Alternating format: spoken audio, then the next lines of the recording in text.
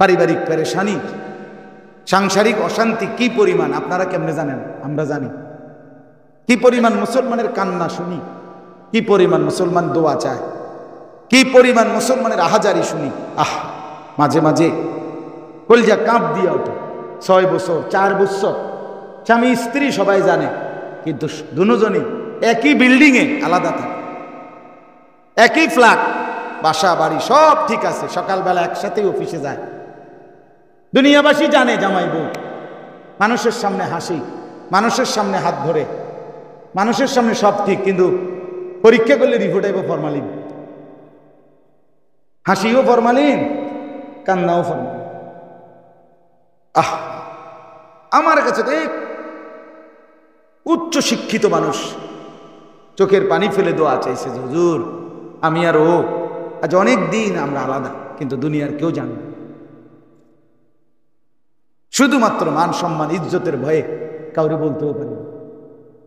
2 কারণে, এক হলো সামাজিকভাবে অপদস্থ হব, 2 হলো মোহর, মানে দেন মোহর কাবিন 25 লাখ টাকা, 15 লাখ টাকা কিভাবে ছুটবে? ছুটলেই তো কি দিতে হবে, এই টাকাটা দিতে হবে। বড় লোকই দেখাইছে যে মানুষে সবাই শুনছে, বাহ 7 লাখ। হ্যাঁ, ভাত খাইতে ভাত খায় না, বন ভিজাইয়া খায়, বুঝছেন না কথা? চিরা ভিজাইয়া পানি খায়, খায় বেটা মাতবর। চলেন দয়া করে বুঝতে শিখি, অনুভব করি। মুরব্বী মাঝ বয়সী 30 বছর 40 বছর 50 বছর হায়াত, আল্লাহর কোরআন শিখি। ভাইয়া, এই জবান আল্লাহর কোরআন বলতে পারেন না, আল্লাহর কোরআন সহি শুদ্ধ করতে পারেন না, আপনি এই জবানের কোনো মজাই পাইলেন না। আমি তো প্রতিদিন বলি, যেই চোখ কাবার কালো গিলাফ দেখে নাই, মদিনার সবুজ গম্বুজ দেখে নাই, সে যেন কিছুই দেখে না। আরে তুমি দেখলা কি? জীবনে দেখার কোনো মজাই তো নাই। ওই গিলাফ দেখলে, কাবা দেখলে কেমন লাগে, এটাই তো তুমি দেখলে, এটাই তো দেখলাম। রাসূলুল্লাহ সাল্লাল্লাহু আলাইহি ওয়াসাল্লামের রওজায় আছারে দাঁড়াইলে, চাচারা আপনাদেরকে বলি, এটা তো আশ্চর্য বিষয়। আমি শুধু এইটা বলার কারণে এই দাওয়াতটা ডেটটা দিছি। এই বলছে শুধু যেটা বয়স্কদের জন্য কোরআন শিক্ষা, কসম আমি আশ্চর্য লাগছে, এটা শুনেই ভাল লাগছে, শুনেই ভাল লাগছে আমার কাছে।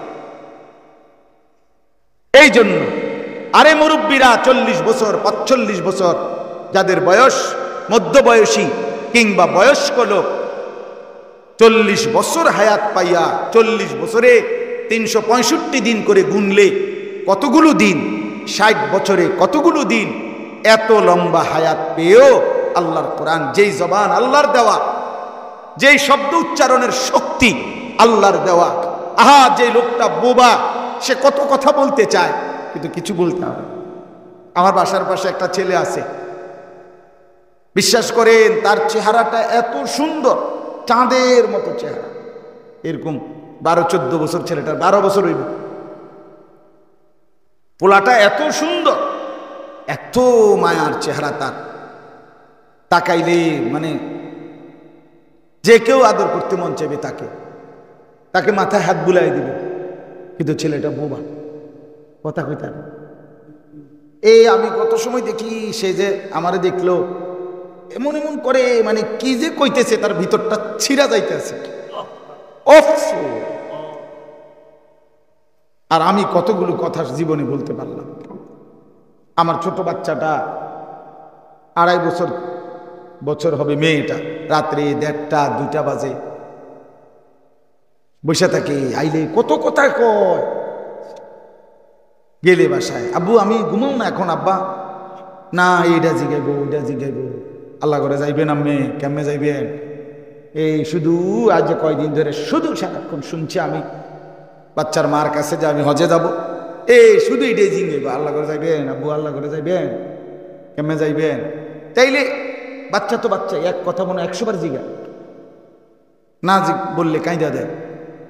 যে মানুষটা কথা বলতে পারে না, সে জীবনে তার কত স্বপ্ন, কত আবেগ বলতে পারেনি।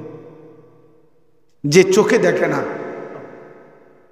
হ্যাঁ যে চোখে দেখে না, সে পৃথিবীর এই রং, কত কিছু বৈচিত্র্যময় এই পৃথিবীতে, কত আয়োজন আল্লাহর, গাছপালা, তরু লতা, বৃক্ষ, আসমান জমিন, নারী পুরুষ, হাসি কান্না, রং বেরং, কিছুই তো দেখে না।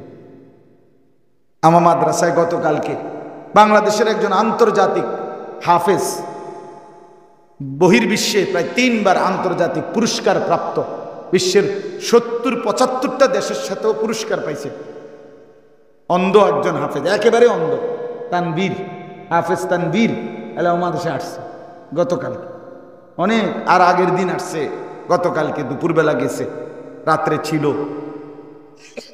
পড়া শুনলে কোরআন শরীফ কলিজা ঠান্ডা।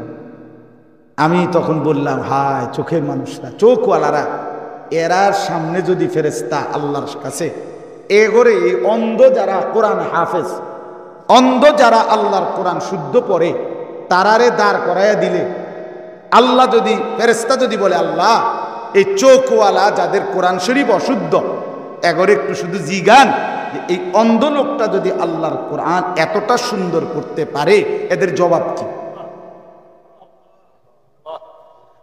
হ্যাঁ, কি জবাব? স্কুল পড়ুয়া ভাইয়া, তুমি কি জবাব দিবা?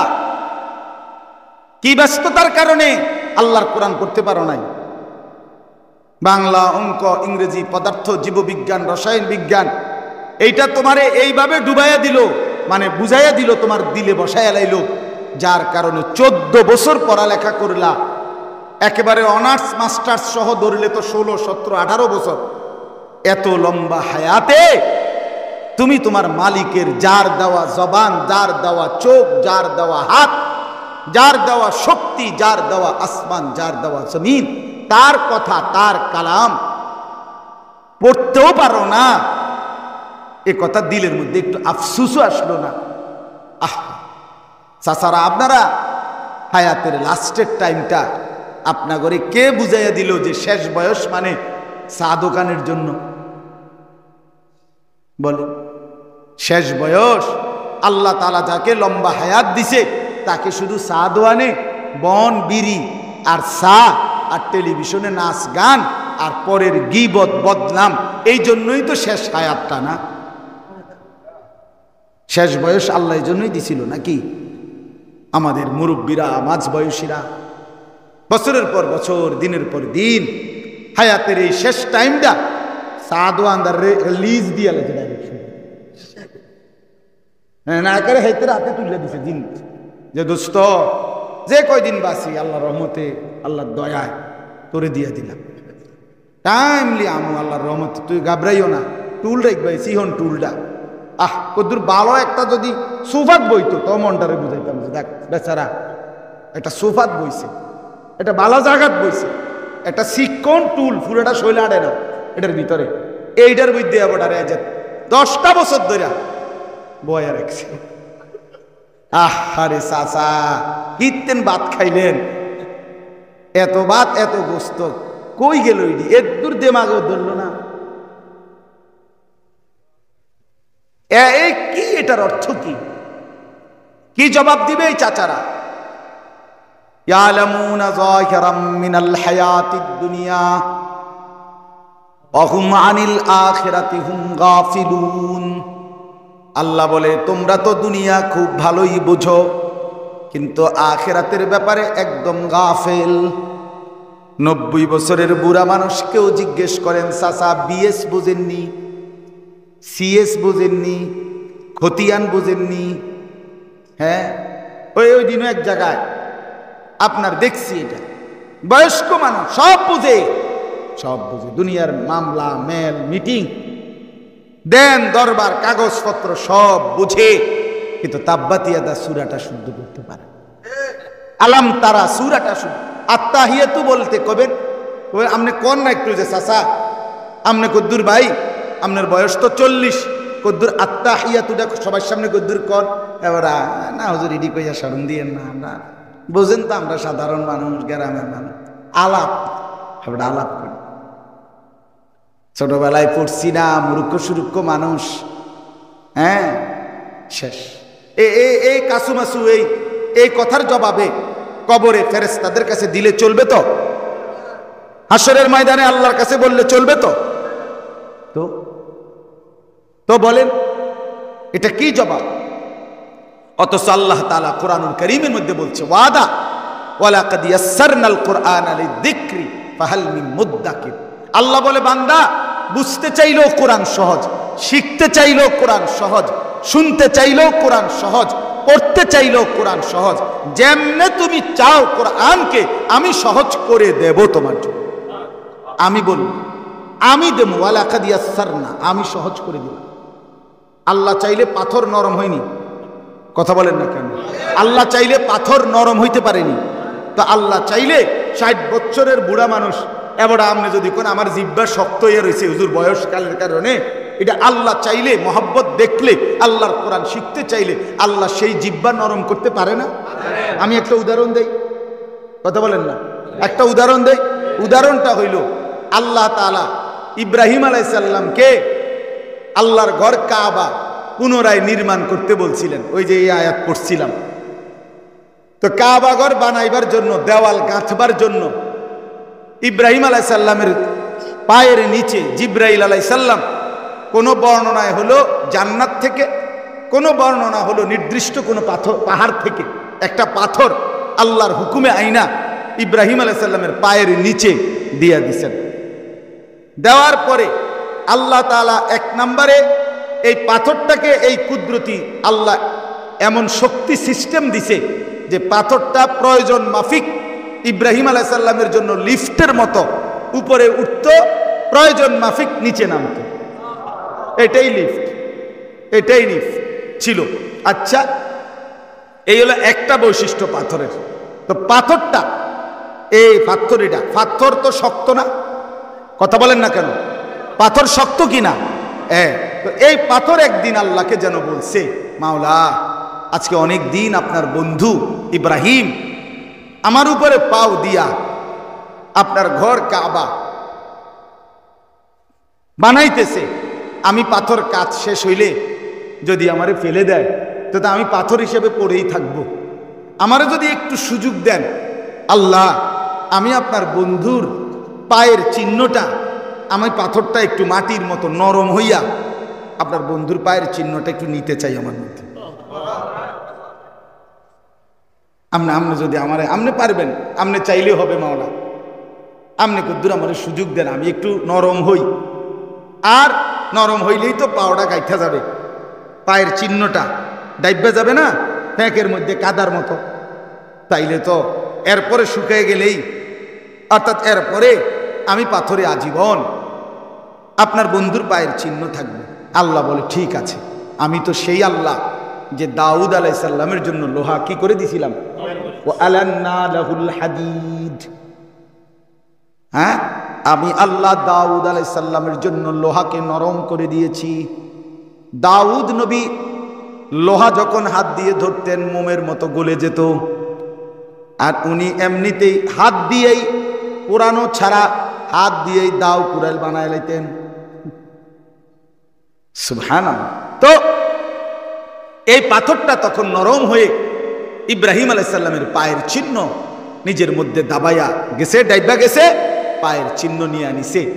সেই থেকে আজকে 6000 বছর পরেও, 6000 বছর পরেও ওই পাথর আজকে চিরস্মরণীয় হয়ে মাকামে ইব্রাহিম হিসাবে কাবার সামনে আল্লাহর কুদরতের নিদর্শন হয়ে গেছে। আল্লাহ বলেন ফিহি আয়াতুম বাইয়িনাত মাকাম ইব্রাহিম। আল্লাহ বলেন আমার কাবায় আসলে দেখবা আমার কুদরতের অনেক নিদর্শন। আর কি দেখবা? বাচ্চারা এটা জিজ্ঞেস করে। বাচ্চাকে যদি বলেন অমুক জায়গায় বেড়াইতে নিয়ে যাব, ঘুরতে নিয়ে যাব, বাচ্চা বলবে কি দেখব? যদি বলেন হাতি দেখবা, আর কি দেখব? ঘোড়া দেখবা, আর কি দেখব? পাখি দেখবা। তো রব্বুল আলামিন বলেন বান্দা আমার কাবা আসলে অনেক কুদরতের নিদর্শন দেখব, দেখাবো। আল্লাহকে যেন বললাম আল্লাহ কি দেখাবেন? একটা দুইটা বলেন না। আল্লাহ বলে প্রথমটাই বললাম মাকামে ইব্রাহিম দেখাবো।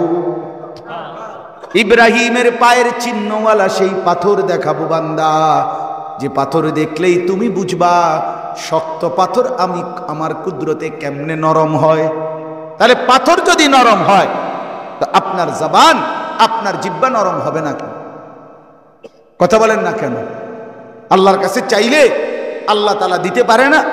আপনাদের কাছে হাত জোড় করে অনুরোধ, মেহেরবানি করে এই এলাকার চাচারা, বাবারা, এই এলাকার মাঝবয়সীরা, স্কুল কলেজ পড়ুয়া ছেলেরা, বাপ, আল্লাহর কোরআন শিখাবার জন্য আপনাদেরকে তারা ইন্তজাম করছে, এরপরও যদি আপনারা না শিখেন, বিশ্বাস করেন আপনারা অন্যদের চাইতেও কবরে বেশি কষ্ট পাবেন।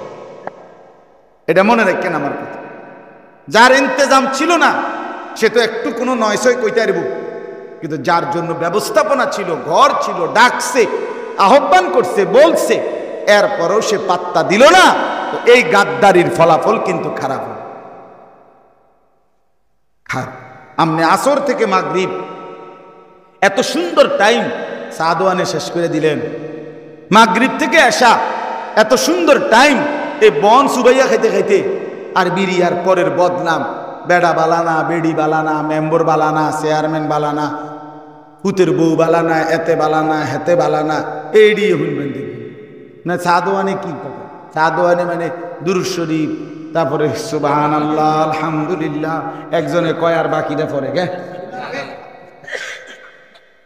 তো কি কয়? এই বদনাম ছাড়া কিছু কয়? বলেন না কথাটা, শুধু বুদ্ধি দেয়, বুদ্ধি বুদ্ধি। এই আমেরিকা, লন্ডন, ইউরোপ এগুলো শেষ হয়ে গেছে বুদ্ধি। আরো যদি নতুন পৃথিবী আরেকটা দুটা বানায়, এদের বুদ্ধিও আপনার হেবটার কাছে আছে, এই চাচার কাছে। যে বেড়ার কাছে দোয়ানদারে টাকা পায় আজ 3 মাসের, হেবটা এনে 200 টাকা, 280 টাকা বেটা শিক্ষার্থে দোকানদার আতফা ধরনের বাকি, যে আমরা বাহিটে আড়া দিয়ালাম, ওটা টাকা দেওয়ানের কোনো নাম গন্ধ নাই। ওটা বুদ্ধি দেয় আমেরিকা। মিয়া মন্ডা সাহেব আইটা যাই গেবার গাড়িটা থুই, বেশি দূর দিকে একটা ফাইলাম নাকি? নাহলে এটা কি কথা আপনি বলেন? আপনি কেন ফালতু কথা বলে? আমি কেমনে বললে বুঝবেন? আল্লাহ রাসূল সাল্লাল্লাহু আলাইহি সাল্লামের হাদিস বলি, আ'যারাল্লাহু ইলা মরিইন, এই বয়স্ক মাদ্রাসার কারণে বললাম। নবী সাল্লাল্লাহু আলাইহি সাল্লাম বলেন, যাকে আল্লাহ তাআলা আ'যারাল্লাহু ইলা মরিইন, মুসলিম শরীফের হাদিস, রিয়াজুস সালিহিন আছে, আখারা উমরাহু হাত্তা বালাগা 60, নবীজি বলেন যার বয়স 60 হলো, 60 মানে কি? 60। এই যে হুজুররা কইছে, আমনগো দেশের হুজুররা কইছে, তাহলে 60 মানে 60 বছর যার পূর্ণ হলো, অথচ এখনো সে নিজেকে জাহান্নাম থেকে বাঁচাইতে পারলো না, আখিরাতের মুক্তি অর্জন করতে পারে নাই, কসম খোদার, আল্লাহ রাসূল সাল্লাল্লাহু আলাইহি সাল্লাম বলেন ওই চাচাকে, ওই লোকটাকে কিয়ামতে হাসরের ময়দানে আল্লাহ তাআলা কোনো উযর, আপত্তি, কথা পেশ করার, বলার সুযোগ দিবেন না। আ'যারা এখানে বাবে ইফআল সল, আপনার কি এই একেবারে মূল অর্থ উল্টে যাবে, অর্থাৎ কোনো উযর পাবে না সে, কিছু যে বলবে আল্লাহর কাছে। 60 বছর পরেও, 40 বছর পরেও কোরআন শরীফ অশুদ্ধ, সূরা অশুদ্ধ, কেরাত অশুদ্ধ, নামাজ অশুদ্ধ, রুকু অশুদ্ধ, সেজদা অশুদ্ধ, ওযু অশুদ্ধ, গোসল অশুদ্ধ, সুন্নতের খেলাফ, কসম আল্লাহর, একজন বুড়া চাচাও যদি বুঝেন আমার কথা, মনে রাখেন আপনি কোনো জবাব দিতে পারবেন না হাসরের ময়দানে। আল্লাহ তাআলা দাঁড় করাইয়াই, একেবারে এমনি খাড় করাইয়াই ফিরা দেবে, ফেরেশতাকে বলবে শুধু ফিট, চাচারে ফিট, হ্যাঁ হ্যাঁ বুড়া মিয়ারে টাঙ্গাইয়া ফিট। কোন মুরব্বী যদি রাগ হয় তা আপনি পড়া শুরু করে দেন, তো এই তো সারে রাগ করে না যাবে। আপনি যদি বলেন যে রাহ ইচ্ছা দিয়ে ফিট, এত কথা হননের চাইতে ভর্তি এলে, তো এটাই তো চাইতেছি আপনি যাতে জিদ উড়ে, কথা বুঝেন না? আমি তো এইটাই কই, আপনি যাতে সেট ওড়ে, এইটাই তো চাইতেছি আপনার কাছে, আপনি যাতে সেট ওড়ে। দা বেড়া এত কথা কনের চাইতেছি, খাইলাম না বিড়ি বেড়া, এত কথা। আমি তো সবসময় বলি, যেই বয়স্ক লোক বিড়ি খায় এখনো 60 বছর 70, ওনার মতো লজ্জাহীন আর কেউ নেই। উনি একেবারে বেশি বেশরম, বেশি বেশরম, এবার একদম বেশরম, এবার কোনো লজ্জা শরম বলতে কিচ্ছু নেই। 60 বছরে আমনে শরম হইল না, আর 600 বছরে হইতো না। আমনে বড় শক্ত, আমনে ফুডাটা আড্ডি বুঝতো নাই। হ্যাঁ, 60 বছরে কথায় কথায় গালি দেয়, এবার শক্ত মানুষ। কথা বলেন না কেন? বড় আখেরাত ভুলে গেছে। 60 বছর বয়সে আজও রঙিন টেলিভিশনে, চা দোকানে নর্তকীর নাচ, নাটক, সিনেমা দেখে উনি আখেরাত ভুলে গেছে মূলত। আমনে কলিজা পরীক্ষা করেন, ওনার দিল পরীক্ষা করেন, আলটা করান। কি বলেন? এতদিন, আরে মুসলমান এতদিন কাফেল থাকে? 60 বছরে, 40 বছরে, 50 বছরে কত লাশ, কত জানাজা, হ্যাঁ কত কিছু দেখছে। এবার একজন মানুষের জানাজা পড়ছে কি রে ভাই? 16 বছরের যে ছেলেটা, তার গুনাহ তো এই পরিমাণ। 60 বছরের যিনি, তার গুনাহ কি তার চেয়ে বেশি না? তো তো হ্যাঁ, এত লাশ, এত জানাজা, এত কবর, এত দুর্ঘটনা, এত অ্যাক্সিডেন্ট, এত মানুষের মৃত্যু, কিছুই আপনাকে চা দোকান থেকে ফিরাইতে পারলো না। আপনি চা দোকানের বিরুদ্ধে না, আমি চা খাওয়ারও বিরুদ্ধে। আমি প্রত্যেকদিন চা খাই। মূল বিষয় আমার এটা না যে বলে আমরা চা দোকানের লোক লাগবে না, আমি চা দোকানের লোক, আমি চাও খাই, বড় খাই, বিস্কুটও খাই। চা বন এগুলো কি হারাম? প্রশ্ন তো হলো আপনার খামখেয়ালিটা। আপনি চা না খাবেন, আপনি বেডি খান। কথা বলেন না কেন? আপনি নর্তকী দেখেন কেন? আপনি সিনেমা নাটক দেখেন কেন? আপনি নারী ছবি দেখেন কেন? কারণ খবরে দুর্নি আল্লাহ আমরা সিটা খাই, আমরা বুঝি না। আপনি খবর শুনেন, মানুষ সব দিয়ে তো শুনে। হ্যাঁ অবশ্যই সব দিয়ে তো আমরা করে রেখেছি। এবার বলে খবর শুনে তো শুনলে আপনি কেমনে হেসে শুনবেন? আপনি দোকানের বাইরে খান তো আওয়াজ আইতে আছে, শুনুন খবর। কথা বলেন না কেন? আপনি বলেন চেয়ারে বসে মুল সরাইয়া বলেন, তাইলে আপনি বাবা আমার খবর শোনা দরকার। আর কখন কে কোন বুদ্ধি চায় বলা তো যায় না। মনে করেন আমেরিকা প্রেসিডেন্ট একটা ফেসে বেরে গেল, আমরা দেশে চা দোকানে তো অবশ্যই বুদ্ধি চাইতে পারি না। পৃথিবীর সর্বশ্রেষ্ঠ বুদ্ধিজীবী কোথায়? বাংলাদেশে চা দোকান সর্বশ্রেষ্ঠ। গোটা বিশ্বের শ্রেষ্ঠ মাথা পৃথিবীর সারা বাজে মাতাডি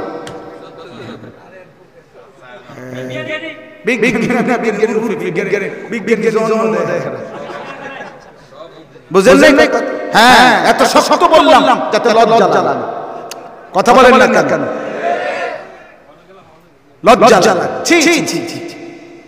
আপনি চা খান 100 বার, আপনি খবর শুনছেন, খবর তো কানে না শুনে চোখে দেখে, তো আমরা বেডি দিকে চাইবেন কেন? কথা বলেন না। মানুষ তো চোখে শুনে না, মানুষ কানে না শুনে। আল্লাহ আমাদেরকে বুঝ দান করেন। অতএব ঝগড়া না। বাংলাদেশের 2-4টা দলের, এই রাজনৈতিক দলের, এগুলোর সামান্য এই ঝগড়াঝাটি না রে ভাইয়া। আগামী পৃথিবী ঈমান আর কুফরের যুদ্ধ, বেঁচে থাকার লড়াই। ঈমান নিয়ে বাঁচা, আর এমনি বাঁচা সম্ভব। এমনি বাঁচতে তো বাঁচতেই পারবে। কত মানুষ আত্মপরিচয় ভুলে গিয়ে হাইওয়ান জানোয়ারের মতো বাঁচতেছে না, সেটা তো ঠিক আছে, কিন্তু ঈমান নিয়ে বাঁচা। আমি প্রায় বলি, আমার বেশি ভয় হয় এই ছেলেরা যে আজকে যারা এক ওয়াক্ত নামাজ পড়ে না, সারাদিন যারা মোবাইলে নারী ছবি নর্তকী নিয়ে থাকে, জিনা ব্যভিচারের দৃশ্য দেখে। আহারে ভাইয়া, খুব দ্রুতই আগামী 20 বছরের ব্যবধানে তোমাদের হাতেও সন্তান আসবে। আল্লাহ চাহে তো তোমরা বিয়ে করবা, আল্লাহ তৌফিক দিলে সেদিন আল্লাহ চাহে তো তোমাদেরও সন্তান হবে। তো তাদেরকে তোমরা কেমনে মানুষ করবে? তোমার নিজের তো চরিত্র ছিল না, তোমার তো কোনো আখলাক নাই, তুমি কেমনে সন্তানকে উপদেশ দিবে? তুমি কি বলবা? কোন মুখে বলবা নামাজ পড়তে? কোন মুখে বলবা নিজের চরিত্র ভালো করতে? তোমার চরিত্র তো ছিল না, কেমনে বুঝাবে?